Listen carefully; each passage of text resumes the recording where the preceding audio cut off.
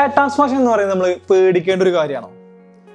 2 തവണ ട്രാൻസ്പ്ലാന്റേഷൻ ചെയ്ത ഒരു വ്യക്തി എന്ന നിലയ്ക്ക് എനിക്ക് പറയാനുള്ളത് ഒരു തരത്തിൽ നമ്മൾ പേടിക്കേണ്ട ഒരു കാര്യമേ അല്ല ട്രാൻസ്പ്ലാന്റേഷൻ എന്ന് പറയുന്നത്. ഞാൻ 2023 ഫ്രണ്ട് പോർഷന് 4000 ഗ്രാഫ്റ്റ് വെച്ചതാണ്. എൻ്റെ പിന്നിൽ നിന്ന് ഡോണർ ഏരിയ ആയിട്ട് എടുത്ത് താടിയിൽ നിന്നൊക്കെ ഡോണർ ഏരിയ എടുത്തിട്ടാണ് ഞാൻ 4000 ഗ്രാഫ്റ്റ് ഫിക്സ് ചെയ്തത്.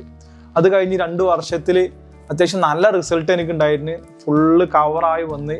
അപ്പോൾ ഈ ക്രൗൺ ഏരിയ എനിക്ക് ചെയ്യുന്ന സമയത്ത് കുറവായിരുന്നു, പിന്നെ നന്നായിട്ട് വിസിബിൾ ആയ പോലെ എനിക്ക് തോന്നിയപ്പോൾ എന്ത് ചെയ്ത്, ഇപ്പോൾ കഴിഞ്ഞ റീസെൻ്റ്ലി ഞാൻ എൻ്റെ സെക്കൻഡ് സെറ്റിംഗ് ആയിക്കൊണ്ട് ക്രൗൺ ഏരിയയും ചെയ്തു.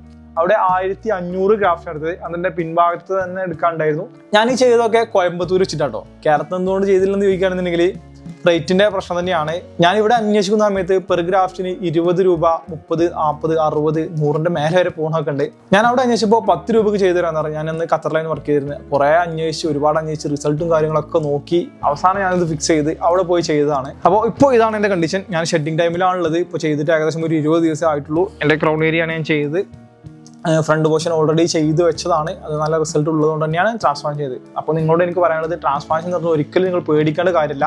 ചെയ്യുമ്പോൾ കുറച്ച് കാര്യം ശ്രദ്ധിച്ചാൽ മതി. ഒന്ന് നമ്മുടെ ക്ലിനിക്ക് ശ്രദ്ധിക്കുക. നമ്മൾ ഏത് ക്ലിനിക്ക് അല്ലെങ്കിൽ ഹോസ്പിറ്റലിലാണോ ചെയ്യുന്നത് അതിൻ്റെ എക്സ്പീരിയൻസ് നോക്കുക. അവിടുന്ന് ചെയ്ത 1 വർഷമെങ്കിലും തികഞ്ഞ ഒരാളെ നമ്മൾ നേരിട്ട് കണ്ട് അവരുടെ റിസൾട്ടും കാര്യങ്ങളൊക്കെ ഓക്കെ ആണെങ്കിൽ മാത്രം ട്രാൻസ്പ്ലാന്റ് ചെയ്യുക.